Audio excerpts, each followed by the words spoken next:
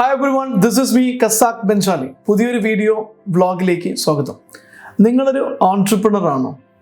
നിങ്ങളൊരു സ്റ്റാർട്ടപ്പ് സംരംഭം തുടങ്ങാൻ വേണ്ടിയിട്ട് പ്ലാൻ ചെയ്തിരിക്കുന്ന ഒരാളാണെങ്കിൽ വളരെ പ്രധാനപ്പെട്ട സ്റ്റാഫിനെ ബിൽഡ് ചെയ്യുമ്പോൾ ശ്രദ്ധിക്കേണ്ട കുറച്ച് കാര്യങ്ങളെ കുറിച്ചാണ് ഞാൻ ഇന്ന് ഇവിടെ പറയാൻ പോകുന്നത്.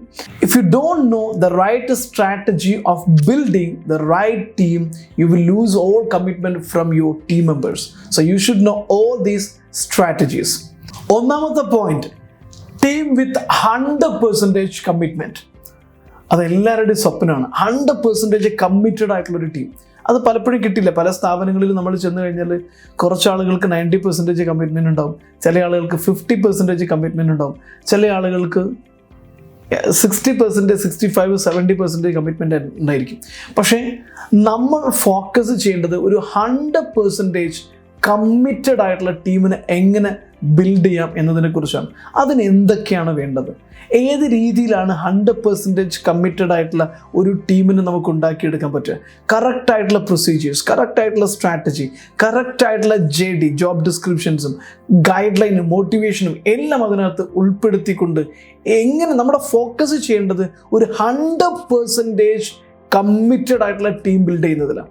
അപ്പോഴാണ് നിങ്ങളില്ലെങ്കിലും ഈവൻ നിങ്ങൾ മരിച്ചു കഴിഞ്ഞാൽ പോലും നിങ്ങളുടെ ബിസിനസ് ഒരുപാട് ഹൈറ്റ്സിലേക്ക് പോകണമെങ്കിൽ you should have the committed team with you.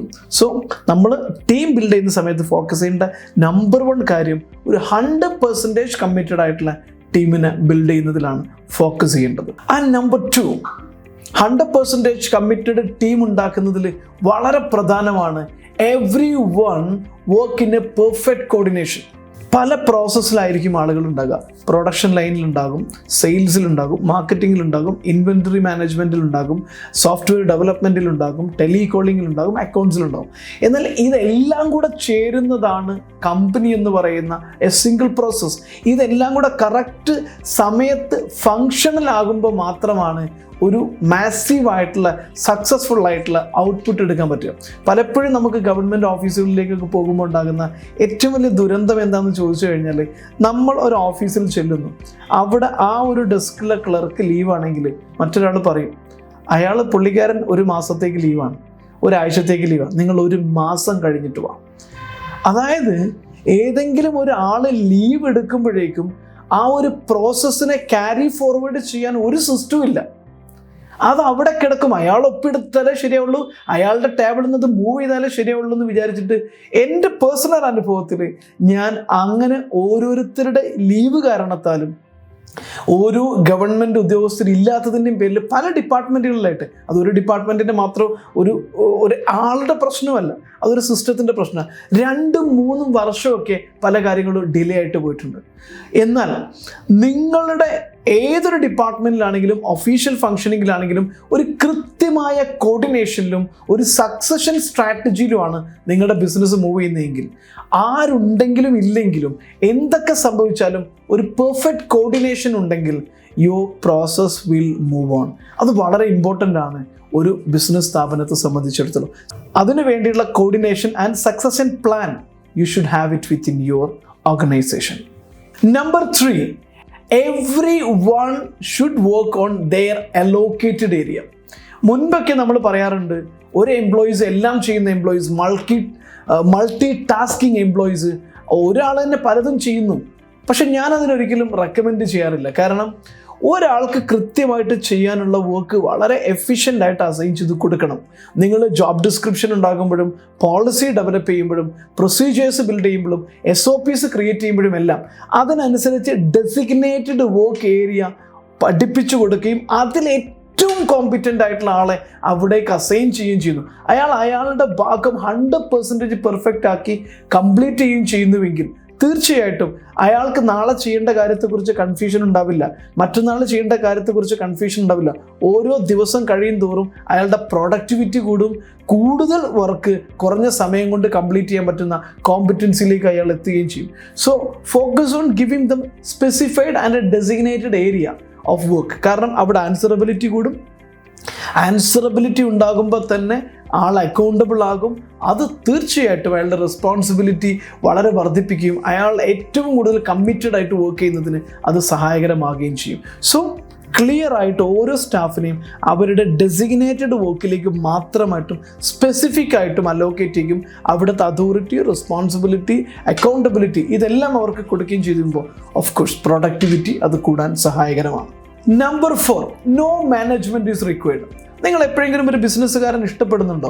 എപ്പോഴും നിങ്ങളുടെ എംപ്ലോയീസിൻ്റെ, നിങ്ങളുടെ സ്റ്റാഫിൻ്റെ പുറകെ അവർ പണിയെടുക്കുന്നുണ്ടോ, ഇവൻ പണിയെടുക്കുന്നുണ്ടോ എന്ന് നോക്കി നടക്കുക. CCTV ഓഫീസിൽ സ്ഥാപിച്ചുകൊണ്ട് CCTVയിലേക്ക് തന്നെ തുറിച്ചു നോക്കിക്കൊണ്ടിരിക്കുക. ഇത് നിങ്ങൾ ഇഷ്ടപ്പെടുന്നൊരു കാര്യമാണോ? ആസ് എൻ ഓൺട്രപ്രണർ ഞാൻ ഇഷ്ടപ്പെടുന്നില്ല. കാരണം എൻ്റെ സ്റ്റാഫ് ഡെയിലി ചെയ്യുന്ന സ്മോൾ കാര്യങ്ങളിൽ, ചെറിയ ചെറിയ കാര്യത്തിലേക്ക് മൈക്രോ കണ്ണുകൊണ്ട്, മൈക്രോ മാനേജ്മെൻറ്റ് വെച്ചുകൊണ്ട് ഞാൻ നോക്കാൻ ഇഷ്ടപ്പെടുന്നില്ല. മറിച്ച് അവരെ ഒരു നോ മാനേജ്മെൻറ്റ് റിക്വയർഡ് എന്ന പാറ്റേണിലേക്ക് അവർ തന്നെ സ്വയമായിട്ട് കമ്മിറ്റ്മെൻറ്റ് ആൻഡ് റെസ്പോൺസിബിലിറ്റിയിൽ വർക്ക് ചെയ്യുന്ന രീതിയിലേക്ക് അവരെ മൊറയിൽ വർദ്ധിപ്പിക്കുക, അവരെ റെസ്പോൺസിബിലിറ്റി വർദ്ധിപ്പിക്കുക, അവർക്ക് വർക്ക് ചെയ്യേണ്ട കൾച്ചർ ബിൽഡ് ചെയ്യുക, അവർക്ക് വേണ്ട സിസ്റ്റം ബിൽഡ് ചെയ്ത് കൊടുക്കുക. അതിലാണ് ഞാൻ ഫോക്കസ് ചെയ്യുന്നത്. So develop your system where no manager is required. ആ രീതിയിലേക്ക് നിങ്ങളുടെ സിസ്റ്റം ബിൽഡ് ചെയ്യുക. And number 5, short and crisp meeting. ഞാൻ പലപ്പോഴും കണ്ടിട്ടുണ്ട് പല ടീം മീറ്റിങ്ങുകളും അതുപോലെ തന്നെ പല മന്ത്ലി മീറ്റിങ്ങുകളും വീക്ക്ലി മീറ്റിങ്ങുകളൊക്കെ രാവിലെ 10 മണിക്ക് ഷെഡ്യൂൾ ചെയ്യും, ഒരു 11 മണിക്ക് അവസാനിപ്പിക്കാമെന്നാണ് പ്ലാൻ ചെയ്തിട്ടുണ്ടാവുക. പക്ഷെ അത് 12 മണിയാകും, 1 മണിയാവും. മൈ ഡിയർ ഫ്രണ്ട്സ്, അത് എഫക്റ്റീവ്നെസ് അല്ല കാണിക്കുന്നത്, എഫക്റ്റീവ്നെസ് ഇല്ലായ്മയാണ്, ലാക്ക് ഓഫ് എഫക്റ്റീവ്നെസ് ആണ്. നിങ്ങളുടെ മീറ്റിംഗ് അജണ്ട ഫോക്കസ്ഡ് ആയിരിക്കണം. കറക്റ്റ് ആവശ്യമുള്ള ടോപ്പിക്ക് മാത്രമേ ഡിസ്കഷനിൽ വരാൻ പാടുള്ളൂ. ഏറ്റവും കുറഞ്ഞ സമയം കൊണ്ട് 1 മണിക്കൂർ ഷെഡ്യൂൾ ചെയ്ത മീറ്റിംഗ് അജണ്ട ഒരു 40 മിനിറ്റ് കൊണ്ട് കംപ്ലീറ്റ് ചെയ്ത് അവസാനിപ്പിച്ച് ബാക്കിയുള്ള ആളുകൾ അവരവരുടെ അസൈൻഡ് ടാസ്കിലേക്ക് മൂവ് ചെയ്യാൻ പറ്റണം. സോ അതൊരു കൾച്ചറാക്കി മാറ്റുക. മീറ്റിങ്ങിനകത്ത് അൺവാണ്ടഡ് ആയിട്ടുള്ള ഡിസ്കഷൻസ് കംപ്ലീറ്റ് ഒഴിവാക്കിയിട്ട് ക്രിസ്പ് ആയിട്ടുള്ള ഷോർട്ട് മീറ്റിംഗിലേക്ക് നിങ്ങളുടെ ബിസിനസ്സിനകത്ത് കൾച്ചർ ബിൽഡ് ചെയ്യുക. And number 6, future leaders should be created. Successful ആയിട്ടുള്ള ഒരു ഓർഗനൈസേഷൻ്റെ ഏറ്റവും വലിയ പ്രത്യേകത, ഏറ്റവും കൂടുതൽ അഡ്മയർ ചെയ്യുന്ന ഒരു സ്ഥാപനമാണ് GE, ജനറൽ ഇലക്ട്രിക്കൽസ് എന്ന് പറയുന്ന സ്ഥാപനം. അതിൻ്റെ കാരണം എന്താണെന്ന് വെച്ച് കഴിഞ്ഞാൽ അവരെപ്പോഴും ഒരു ലീഡർഷിപ്പ് മാനുഫാക്ചറിങ് യൂണിറ്റാണ്. ഏത് സമയത്തും ഒരു 3 ടയർ സക്സഷൻ ലീഡേഴ്സ് അവരുടെ കയ്യിലുണ്ടായിരിക്കും. ഒരു 3 ലെയറുകളിലായിട്ട് ലീഡേഴ്സിന് അവർ പ്രൊഡ്യൂസ് ചെയ്തുകൊണ്ടിരിക്കും. ഒരു CEO മരിച്ചു കഴിഞ്ഞാൽ അടുത്ത CEO ആയിട്ട് ചുമതല ഏൽക്കാൻ പറ്റുന്ന കോമ്പിറ്റൻ്റ് ആയിട്ടുള്ള CEOയുടെ റോൾ ആൻഡ് റെസ്പോൺസിബിലിറ്റീസ് പഠിച്ച, ഇന്നോവേറ്റീവ് എല്ലാം പഠിച്ച ഒരു 3 അതിൽ കൂടുതലോ CEOമാർ റെഡി ആയിട്ട് ആ കമ്പനിയിലുണ്ടാകും. ഒരു കൺട്രി ഹെഡ് ആണെങ്കിലും ഒരു സ്റ്റേറ്റ് ഹെഡ് ആണെങ്കിലും ഏതൊരു പൊസിഷനിലുള്ള ആളാണെങ്കിലും അവരെപ്പോഴും ബാക്കപ്പ് ലീഡേഴ്സ് അവൈലബിൾ ആയിരിക്കും. നിങ്ങളുടെ ബിസിനസ്, അതുകൊണ്ടാണ് GE ഇപ്പോഴും ലോകത്തിലെ ഫോർച്യൂൺ 500 കമ്പനികളിൽ ഒന്നായിട്ട് 10-100 വർഷങ്ങൾക്കപ്പുറത്തും GE ഇന്നും സക്സസ്ഫുൾ ആയിട്ട് റൺ ചെയ്തുകൊണ്ടിരിക്കുന്നതിൻ്റെ ഏറ്റവും വലിയ കാരണവും അത് തന്നെയാണ്. മൈ ഡിയർ ഫ്രണ്ട്സ്, നിങ്ങളുടെ ബിസിനസ്സിനകത്തും എപ്പോഴും ഒരു സക്സഷൻ പ്ലാനിങ് ഉണ്ടായിരിക്കണം, ഒരു ലീഡർഷിപ്പ് ക്രിയേഷൻ പ്രോസസ്സ് നിങ്ങൾക്കുണ്ടായിരിക്കണം. ലീഡേഴ്സിനെ ബിൽഡ് ചെയ്യാനും അവരെ കാര്യങ്ങൾ പഠിക്കാനും നമ്മുടെ ആബ്സെൻസിൽ കമ്പനി റൺ ചെയ്യാനെല്ലാം വേണ്ടിയിട്ടുള്ള ഒരു പ്ലാനിങ് ഉണ്ടെങ്കിൽ of course your company will run more than 100 years. And wish you all the best. കാരണം നിങ്ങളുടെ ബിസിനസ് എന്ന് പറഞ്ഞാൽ നിങ്ങളോടുകൂടി അവസാനിപ്പിക്കേണ്ടതല്ല, മറിച്ച് അത് ഒരുപാട് കാലം സമൂഹത്തിന് വാല്യൂ ക്രിയേറ്റ് ചെയ്യേണ്ടതാണ്, ഒരുപാട് ആളുകൾക്ക് എംപ്ലോയ്മെൻറ്റ് കൊടുക്കേണ്ടതാണെന്ന വിശ്വാസക്കാരനാണ് ഞാൻ. ഒരു ഓൺട്രപ്രണറുടെ ഡെത്ത് ഒരു എൻ്റർപ്രൈസിൻ്റെ, ഒരു എൻറ്റിറ്റിയുടെ ഡെത്ത് ആവാൻ പാടില്ലെന്നുള്ള വിശ്വാസക്കാരനാണ് ഞാൻ.